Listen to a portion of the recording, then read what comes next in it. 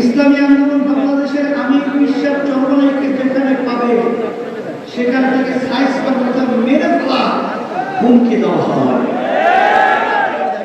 তাহলে তোমাদের মাধ্যমে জাতি ভালো কি আশা করতে পারে?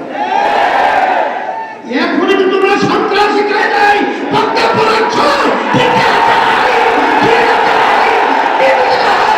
এই ছাত্র আন্দোলনের সংগঠনের ছাত্রদের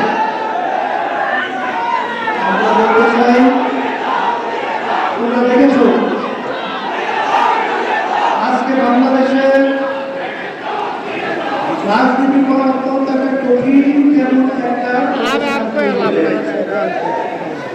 আগে আমরা শুনতাম